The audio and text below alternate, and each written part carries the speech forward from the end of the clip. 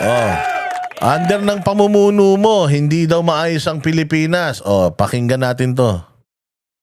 Ay, sorry. That's my reaction. Sir, next question. Tumawa lang si Vice President Sara Duterte nang una siyang tanungin patungkol sa pagkakatanggap Alam mo, malalim ang pagkakakilala ni Inday Sara kay General Torre. Alam nyo ba na magkaibigan, very close si General Torre at saka si Inday Sara? O sa mga hindi nakakaalam, close po yung dalawa na yan, magkakilala sila. Kaya nga mayroong pagkakataon na nung nagkakaroon ng banggaan si Torre at saka si Mayor Baste, sinabihan pa ni Inday Sara si Baste na makipag-ayos ka na lang. Oh, kasi nga okay sila eh. Kilala nila yung isa't isa. O kilala niya si Torre at mayroong time na sorry niya or pinapag-ayos niya si Baste at saka si Torre. O kaya itong pagtawa nito nung naging PNP chief si Torre, yung pagtawa nito ni Inday Sara, malaking malaking meaning nun. May malaking ibig sabihin yun. Kasi kilala niya nga si General Torre. Probably natatawa siya kasi alam niya na hindi talaga deserve nito ni Torre yung pagiging PNP chief at saka itong si Torre ay wala talagang reputasyon or baka may alam si Inday Sara na kahinaan nito kaya natatawa siya talaga kay General Nicolas Torre bilang bagong hepe ng Philippine National Police. Pero nang ibato sa kanya ang parehong tanong sa ikalawang pagkakataon, matindi na ang naging sagot ng pangalawang Pangulo hinggil sa magiging epekto ng bagong liderato ng pulisya sa bansa. Well, I do not think magiging mas maayos or mas maganda ang ating bansa. Ipinunto ni VP Sara na ang mismong proseso ng pagtatalaga kay Torre ay puno ng tanong at pagdududa mula pa lamang sa simula. Even, sabi ko nga sa inyo look at the faces of the uniformed personnel there. None of them are really delighted. Walang sa kanila, walang masaya sa kanila, walang actually proud sa kanila. Tingnan mo yung mga itsura nila, lahat sila parang nakataas yung mga kilay. No, it's because alam natin, coming from QCPD and persona non grata, KOJ siege, kidnapping ni Pangulong Duterte, pang-aabuso sa mga vlogger. Di ba? Pang kung ano-anong theatrics ang ginagawa nito. So, yun yung reason bakit siya na-promote. Wala siyang... Mag-isip ka ng ginawa niyang maganda. Yung maganda talagang masasabi niya, magaling yan. Kasi yung ginawa nila kay Pangulong Duterte, illegal. Yung ginawa nila sa KOJC, illegal. Di ba? So, magbigay kayo. Sige, ganito na lang. Yung mga followers ni Torre. Magbigay kayo ng mga bagay na nagawa ni Torre na talagang siya, halimbawa nakapagpakulong ng drug lord, operasyon, kidnapping, na rescue yung bata. Yung mga ganong gawain. Isang sindikato nabuwag niya. Yung mga ganon.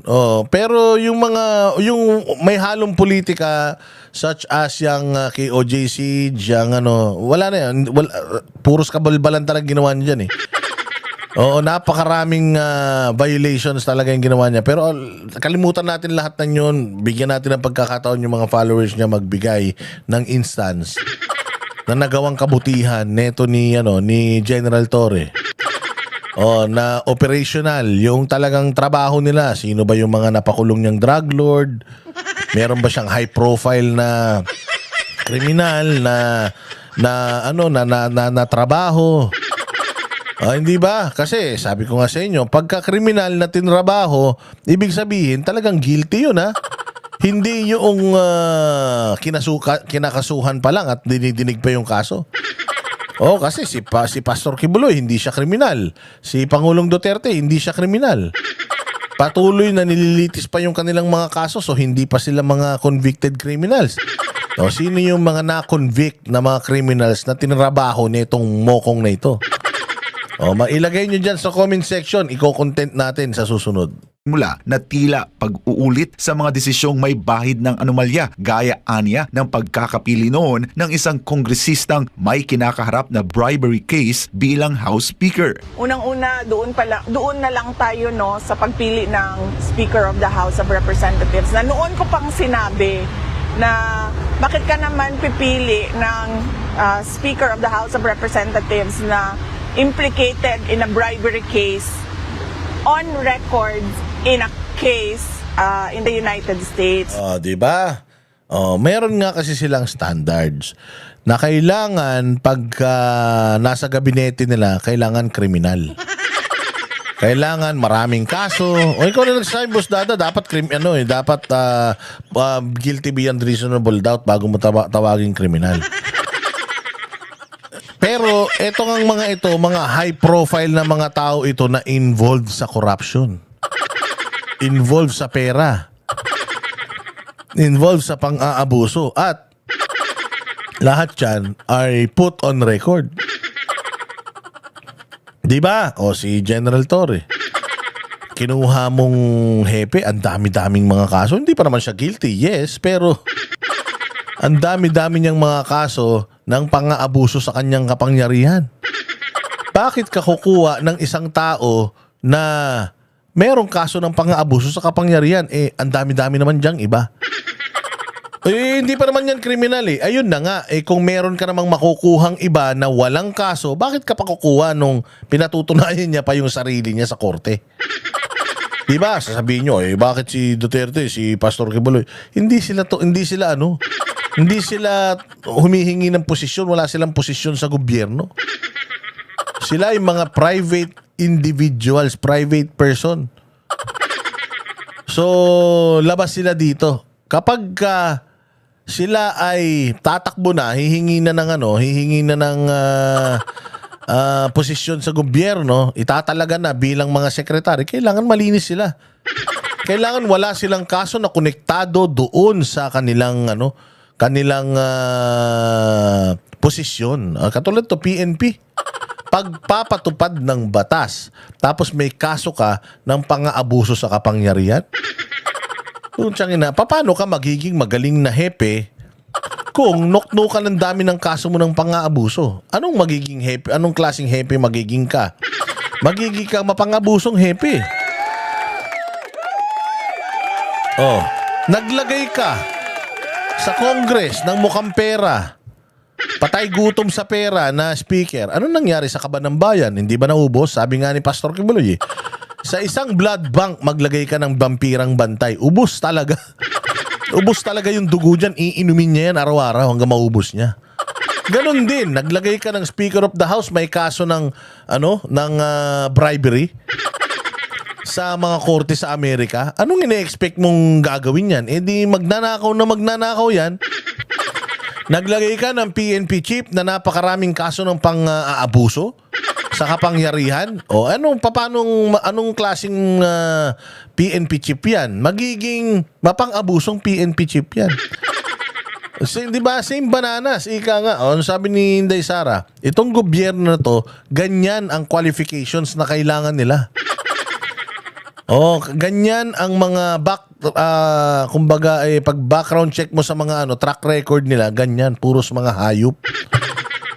So alam nyo na, kapag kahayop ang mga tinatalaga ng kapag hayop ang itinatalaga ng isang leader sa gobyerno, anong mangyayari sa bayan? Magiging zoo. Mahigit tayong parang safari. 'Di ba? Ganun na mangyayari sa atin. Kaya kita mo ngayon kagulo, 'di ba? Walang direksyon. Hindi natin alam yung ibang bansa, putangin na, ang lalayo na ng agwat sa atin.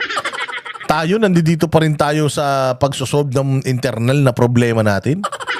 Walang hiyang hanggang ngayon di pa rin tayo magkasundo dahil puro politika pa rin. Ultimong pulis, dapat nagpapatupad ng batas, puta, nakikialam sa politika. Saan ka makakita? Ako si General Torre, handa akong tumistigo sa impeachment ni BP Sara. Putang ina niyan. Trabaho ba ng isang pulis na titistigo ka sa impeachment ng isang mambabatas? Kung gusto mo naman pala maging politiko, Tory, mag-resign ka na, tapos sana tumakbo ka senador. Noong nakaraang eleksyon, para talaga magkaalaman kung gusto ka ba talaga ng tao. Pucha yan, di ba? Sinabi niya yun nung nakaraan, hindi kayo nahihiya na ganyan? So, yung pa lang kaduda-duda na 'di ba? Parang pag alam mo kaagad na ganun, hindi mo susuportahan yan as Speaker of the House of Representatives. Giit ni VP Sara, lalong tumindi ang duda ng italaga si Torre sa pinakamataas na posisyon sa PNP sa kabila ng naging findings ng Senado na nagsasabing lumabag ang opisyal sa batas sa ginawa nitong pag-aresto kay dating Pangulong Rodrigo Duterte. Diba? Tapos may reconciliation, malabo yung reconciliation na may mga sinasabi na naman sila ngayon na iba yung nakikipag-reconcile sa open for reconciliation. Ikaw bilang isang matalinong tao, alam mo naman na kalaban mo, tatanungin ka, are you open for reconciliation? Ako sasagot ko, I think it's impossible now. The reconciliation is impossible now.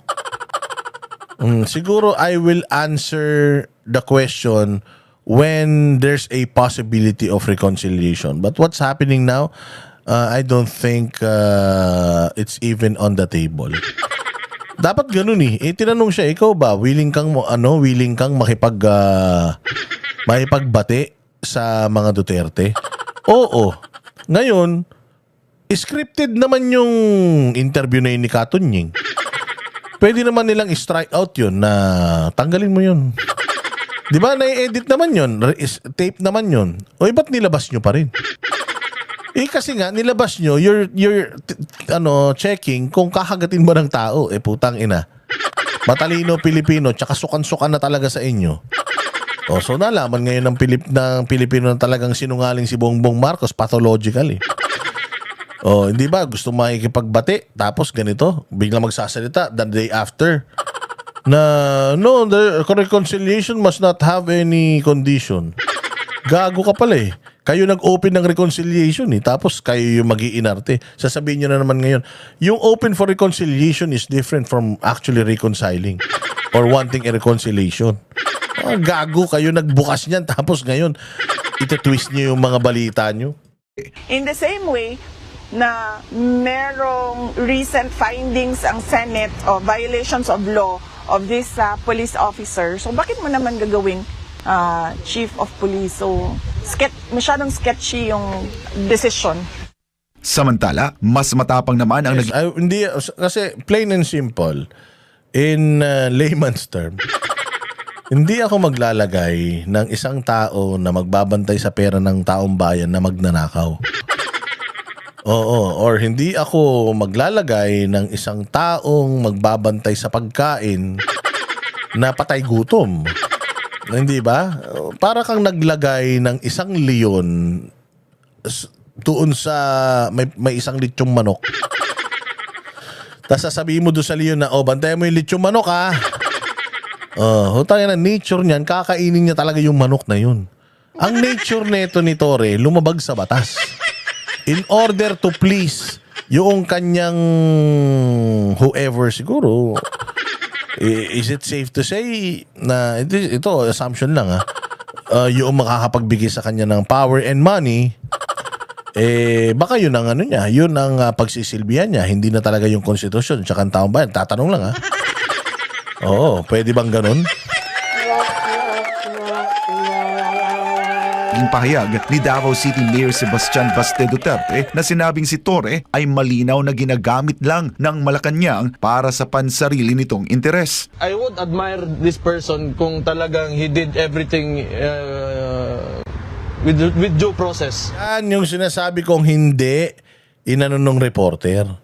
I would admire General Torre if nakuha niya yung posisyon na yan dahil sa paggawa niya ng kabutihan. Hindi. Puros demonyohan ang ginawa niya tapos na-promote siya and you expect me to be happy? Diba? But technically if you talk about the case or we review what happened, what transpired during yung ginawa sa kanya with KOJC and lahat, it's nothing. Wala. He's only handpicked there by the administration because he's an attack dog. That's it. Nothing more than that. Oh. Nagagalit siya. O magagalit ka pa na tinawag siyang attack dog kung mismong si Remulla, yun ang pagkakadescribe kung anong klaseng tao siya. Oh, so it means to say, yung sinasabi ni Basti Duterte, ito totoo. Because coming from si John Vic Remulla, itong si General Torre, na he will attack kung ano ang sasabihin nung mga amo niya, kung sino ang ipapaatake ng mga amo niya, he will attack. Oh, so nandiyan ba siya dahil sa good merits o nandiyan siya dahil aso siya? Oh, ito na yung sinabi ni Remulla, oh. Oh, hindi ba? So magagalit ka. Hindi kami pinapakita lang namin yung sinasabi tungkol sa iyo. Matatandaan si Torre ang nanguna sa iligal at marahas na pagkubkob sa mga religious compound ng The Kingdom of Jesus Christ sa layuning arestuhin si Pastor Apollo C. Kibuloy dahil sa mga kasong ibinasura na pero pilit na binuhay muli. Siya rin ang inatasan ng gobyerno para arestuhin si dating Pangulong Rodrigo Duterte, isang hakbang na ayon sa investigasyon ng Senado ay may malinaw na mapaglabag sa batas. He behaved like a criminal. So, bigay na yan sa kanya, PNP niya. No one is impressed. Diba? He behaved like a criminal. So if you put a uniform on a criminal, hindi siya hindi siya holy na tao. Oh, it's an upgrade. He's a police criminal. He's a uniformed criminal.